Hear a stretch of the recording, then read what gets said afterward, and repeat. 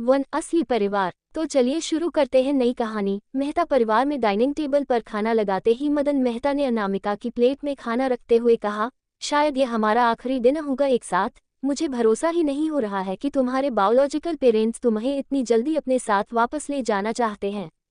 उसकी आवाज में रिग्रेट साफ झलक रहा था। तब अचानक उसे अपने 3 महीने पहले वाला एक्सीडेंट याद आया। उसे अर्जेंटली ब्लड की जरूरत थी और जब अनामिका का खून लेने के बारे में सोचा गया तब डॉक्टर उसको ये पता चला कि उन दोनों को कोई खून का रिश्ता है ही नहीं।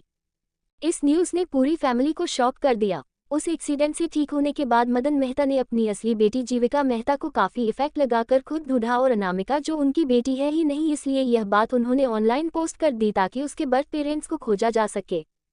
कल किसी ने उन्हें कॉल करके बताया कि वह अनामिका की असली मदर है और आज उसे वापस लेकर जाएगी। मैंने शेफ से कहकर तुम्हारी सारी फेवरेट डिशेज बनाई है, मदन ने कहा। फिर और बोला, खाना खाओ, आज तुम अपने असली बायोलॉजिकल पेरेंट्स के पास जा रही हो, किसे पता कि उनकी सिचुएशन कैसी होगी। कल की कॉल से मदन को पता चला कि अनामिका के असली पेरेंट्स अभी कोई काम नहीं करते हैं और एक ऐसी जगह पर रहते हैं जहां के लोगों को अच्छा नहीं माना जाता और जहां देश के सबसे गरीब लोग रहते हैं। अगर वह वहां गई तो उसे इतना डिलीशियस खाना कभी दोबारा नहीं मिलेगा। अनामिका बिना किसी इमोशंस के वहां बैठी हुई थी। उसकी आंखें क्लियर थी और वह सबकी इमोशन समझ रही थी। उसने अपना चम्मच नीचे रखते हुए कहा, मेरा हो गया। इतना कहकर वो खड़ी हुई और वहां से चली गई, जैसे उसे इस घर से कोई अटैचमेंट हो ही ना। मदन की वाइफ मीना जो वहां बैठी हुई थी, वह उसकी बातें सुनते ही कंप्लेंट करने लगी, उसे बिगड़ना बंद करो, उसने तो तुम्हारे एफर्ट्स को अप्रिशिएट भी नहीं किया। एक बार वह अपने रियल पेरेंट्स के पास चले जाए तब उसे पता चलेगा कि जिंदगी कितनी मुश्किल हो सकती है और हम उसे यहाँ कितने अच्छे से रखते थे। मोम, इतना अपसेट होने की जरूरत नहीं है। मुझे पक्का यकीन है कि मेरी बहन भी वापस नहीं जाना चाहती, इसलिए उसे बहुत बुरा लग रहा है। इस बार जीविका बोली, जो 1 महीने पहले मेहता परिवार में वापस आई थी। कल उसने अपने पेरेंट्स की पूरी बात सुनी और तब जाकर उसे पता चला कि अनामिका के बायोलॉजिकल पेरेंट्स बहुत गरीब है। उनके पास कोई जॉब नहीं है, उनके घर पर 5 बेटे हैं जिनके अभी तक शादी नहीं हुई है, यहाँ तक कि उसकी एक बूढ़ी दादी भी है जो बीमार है और उन्हें देखरेख की जरूरत है। वह लोग काफ़ी बुरी हालत में है। वह काफ़ी लकी फील कर रही थी कि वह एक अमीर परिवार में लौटी है और उसने खड़े होते हुए कहा, मैं जाकर उन्हें देखती हूँ। डाइनिंग टेबल में मदन ने मीना की तरफ देखा और कहा, इस तरह बिहेव क्यों कर रही हो? अनामिका भी हमारी ही बेटी है। मीना ने मुंह बनाकर कहा, जब भी मैं सोचती हूँ कि यह लड़की जिसका हमसे कोई रिश्ता ही नहीं है, उसे हम लोग इतने सालों तक अपने बेटी की तरह प्यार करते आए और उसका ध्यान रखा है, जबकि हमारा अपना खून हमारी प्यारी जीविका यूं ही बाहर की दुनिया में भटकती रही, तो मुझे बहुत बुरा लगता है। अनामिका लिविंग रूम में पहुंची का उसे पर रखा हुआ उसने अपना बैकपैक उठाया और घर छोड़ने के लिए तैयार हो गई।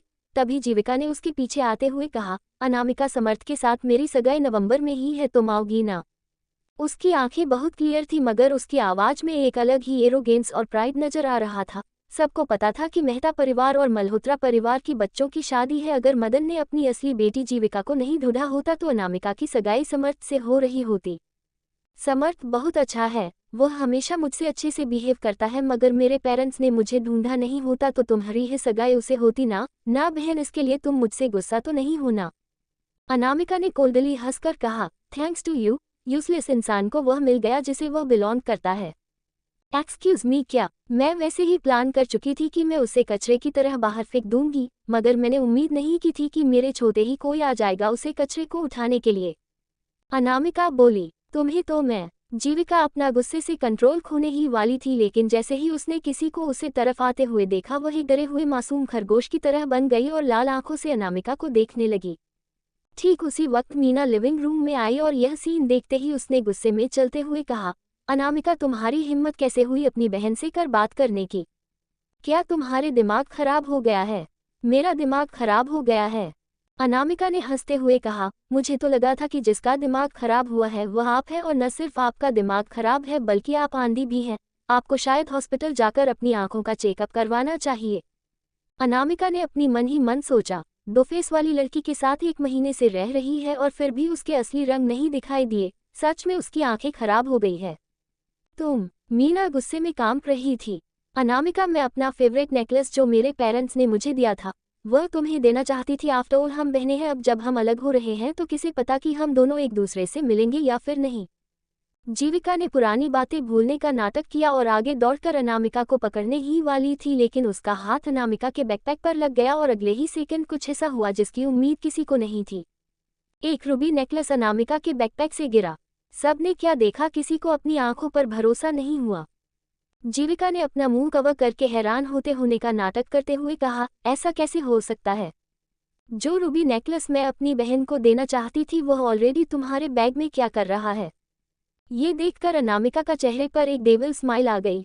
उसे यह नाटक करने के साथ साथ उसे एक चोर होने का दाग भी लगाना चाहती है। जीविका, नेकलेस तुम्हारे पैक में कहाँ से आया? मीना को एक पल के लिए अपनी आंखों पर भरोसा नहीं हुआ और अगले ही सेकंड उसने चिल्लाना शुरू कर दिया, मदन आइए यहाँ पर देखिए, यहाँ से जाने वाली है। लेकिन उसने जीवी का नेकलेस चुरा लिया। मुझे भरोसा नहीं हो रहा है कि इतने सालों तक हमने जिस बेटी को बड़ा किया वह एक चोर है। मदन दौड़ते हुए वहां आया और उसने हैरानी से पूछा, क्या हो रहा है? कोई बात नहीं, जीविका ने जल्दी से सब कुछ सॉर्ट आउट करने का नाटक करते हुए कहा, वैसे भी मैं ये नेकलेस अपनी बहन को ही देने वाली थी, क्या फर्क पड़ता है मैंने पर्सनली से दिया या फिर उसने अपने आप ले लिया? एक ही बात है। एक ही बात कैसी हुई? उसने तुम्हारा नेकलेस तुम्हारी परमिशन के बिना ले लिया, इस चोरी कहते हैं। मीना बहुत गुस्से में थी। अनामिका, तुम ऐसा कैसे कर सकती हो? आसपास की नौकरानियां भी बोलने लगी, मिस आप बहुत बड़े दिल की है। ये नेकलेस लाखों का है और उसे स्पेशली आपके लिए डिजाइन करवाया है आपके पेरेंट्स ने, एक पर्सनल डिजाइनर से, यह पूरी दुनिया में एक ही है। यहाँ तक कि इस पर आपका नाम भी लिखा हुआ है और ये तो आपका फेवरेट है। उसने तो लगभग चुरा ही लिया था, आप तो उसे ब्लेम भी नहीं कर रही हो। अपने आसपास के लोगों की बातें सुनकर जीविका अंदर ही अंदर बहुत खुश हो रही थी। यही तो वह चाहती थी, लेकिन उसने समझदार होने का नाटक करते हुए एक्सप्लेन किया, उसे वह नेकलेस मुझसे ज्यादा चाहिए। आसपास के लोग फिर से उसकी तारीफ करने लगे और उसकी और अनामिका को कंपेयर करने लगे। उन्हें सबको यही लग रहा था कि जीविका हर मामले में अनामिका से बेहतर है, बस अनामिका के चेहरे को छोड़कर, बस अनामिका से थोड़ी ज्यादा लंबी और सुंदर है, वरना वह जीविका को नहीं हरा सकता।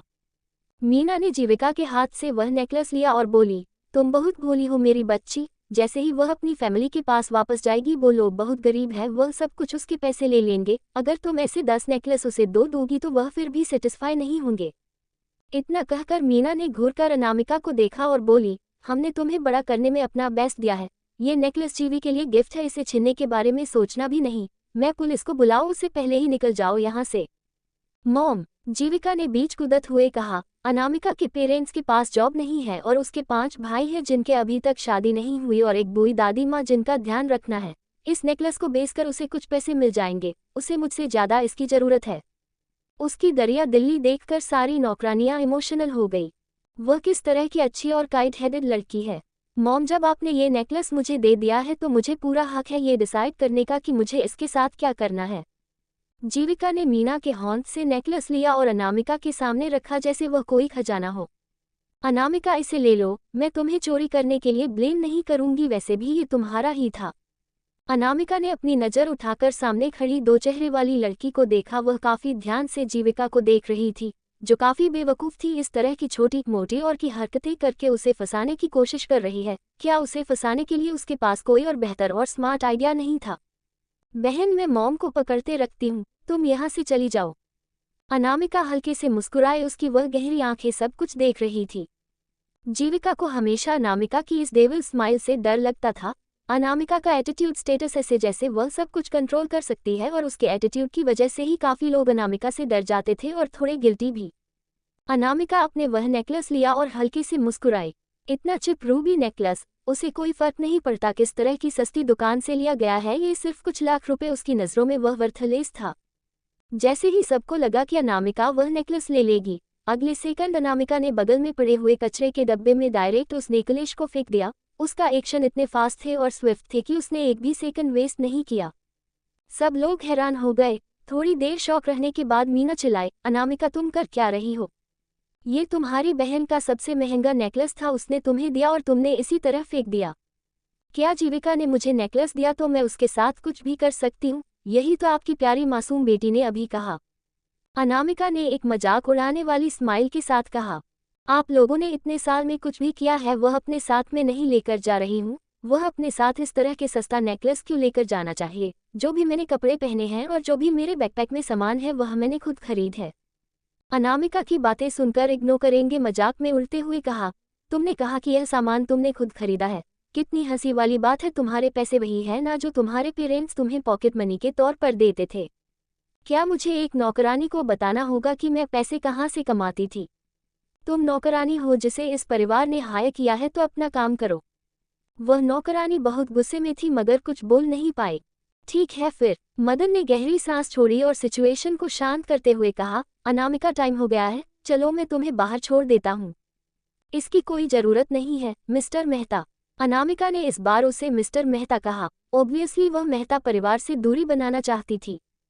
सर, क्या हमने इसके जाने से पहले इसका बैग नहीं चेक करना चाहिए? हो सकता है ये कुछ महंगी चीज चुरा कर ले जा रही हो। वह बकबक करने वाले नौकरानी अभी भी चुप नहीं बैठी और उसने मदन से कहा, छोड़ दो। मदन ने कहा, आफ्टर ऑल वह काफी अमीर था और अगर अनामिका कुछ महंगा उठाकर भी ले जाती है तो वह ये बात सबके सामने नहीं लाना चाहता था और बैग चेक करना इतना नीचा काम कि वह ये बात नहीं करना चाहता था। अनामिका जब फ्रंट डोर के पास पहुंची अपने बैकपैक के साथ, उसे सामने एक ब्लैक कलर की रोल्स रॉयस खड़ी दिखाई दी। यह मामूली रोल्स रॉयस से थोड़ी अलग थी, ना सिर्फ उसे पर डेंट थे बल्कि उसकी विंडशील्ड की हल्की टूटी हुई थी। ड्राइवर उस गाड़ी से थोड़ा अकवर्डली बाहर आया। उसका ग्लास भी हल्का टूटा हुआ था। जैसे ही उसने अनामिका को दरवाजे के सामने देखा वह एक पल के लिए जम गया। उनके सामने खड़ी लड़की की सुंदर आईब्रो, ब्राइट आंखें, लंबी नाक एक चलती फिरती परी थी, बिल्कुल उनकी मैडम की तरह जो यंग एज में ऐसे ही देखती थी, लेकिन ये लड़की उनकी मैडम से भी ज्यादा कॉन्फिडेंट और अट्रैक्टिव थी।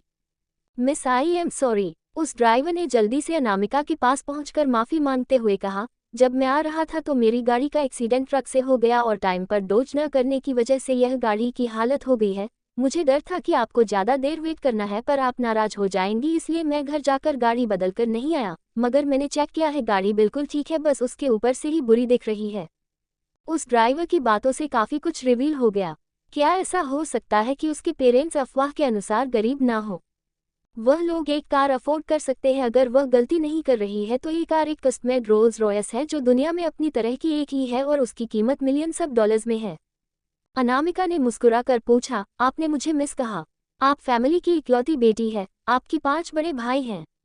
ड्राइवर ने इतना कहा फिर जल्दी से आगे बोले, आई एम सॉरी, मैं अपने आप को इंट्रोड्यूस करना भूल गया, मैं महेश हूँ, आपकी फैमिली का ड्राइवर। तो उसकी फैमिली ने उसे लेने के लिए एक ड्राइवर को भी भेजा है। इसका मतलब है जितना मेहता परिवार न उसके बायोलॉजिकल पेरेंट्स के बारे में बोला उसके पेरेंट्स होते हैं, भिखारी नहीं है। मिस, आपका लगेज कहाँ है? जब महेश ने अनामिका कंधे पर सिर्फ एक बैकपैक देखा तो उसने पूछा, क्या वह अंदर है? मैं आपकी मदद कर सकता हूँ, अनाहिता ने कहा। नहीं है, मेरे पास इतना ही सामान है। महेश ने जल्दी से हाँ में सर हिलाते हुए कहा, फिर तो आप गाड़ी के अंदर जाकर मेरा इंतजार कीजिए, मैं वह सारे गिफ्ट जो आपकी मोम ने आपके पुराने पेरेंट्स को देने के लिए कहा था वह दे देता हूँ और आपका इतने सालों तक ध्यान रखने के लिए शुक्रिया कह देता हूँ, उसके बाद हम चलेंगे। इतना कहकर महेश ने जल्दी से जाकर गाड़ी का दरवाजा खोला अनामिका के बैठने के लिए, लेकिन अगले ही सेकंड गाड़ी का दरवाजा पूरी तरह से बाहर आ गया। उसे ट्रक में बहुत बुरी तरह से गाड़ी को इफेक्ट किया था। मेहता परिवार जो अभी अभी बाहर आया था उसने पूरा सीन देखा। जीविका सामने का सीन देखकर बहुत खुश हो गई और अपने आप से मन में सोचा, ये किस तरह का कचरा का ढेर है? क्या है वह दरवाजा किसी पेपर वगैरह का बना है? किस तरह का ड्राइवर है वह जो इस तरह के कचरे को ढेर कर चला रहा है? क्या अनामिका की असली फैमिली सच में इतनी गरीब है? मीना ने जब ड्राइवर को अनामिका को लेने के लिए आए हुए देखा तो उसे लगा कि क्या उसके पेरेंट्स में इतनी भी डिग्निटी नहीं है कि पहली बार अपनी बेटी को लेने के लिए खुद आए। लेकिन एक सेकंड, क्या उसके पेरेंट्स गरीब नहीं है? शायद उनके पास कोई गाड़ी भी नहीं होगी, इसलिए उन्होंने अपने किसी दोस्त को टूटी हुई कार में भेजो ताकि उन्हें उनकी बेइज्जती ना हो। वही मदन ने भी उसे ड्राइवर को देखा जिसने सूट पहना हुआ था, मगर उसका सूट पूरी तरह से खराब हो चुका था। उसके लुक्स को देखकर वह उम्र में काफी बड़ा लग रहा था। वह अनामिका का भाई नहीं हो सकता। क्या वह अनामिका का फादर है? शायद उसने किसी भंगार वाले से यह चलती फिरती गाड़ी ले ली ताकि शो ऑफ कर सके उसके पास भी गाड़ी है। लेकिन ये सच है कि वह बिल्कुल काम का नहीं है और न ही उसे इतनी अमीर फैमिली के सामने ये नाटक करने की जरूरत है। भले ही गाड़ी के सामने रोल्स रॉयस का लोगो था, मगर मदन ने कभी भी अपनी जिंदगी में रोल्स रॉयस का यह मॉडल नहीं देखा था, इसलिए उसे लगा कि वह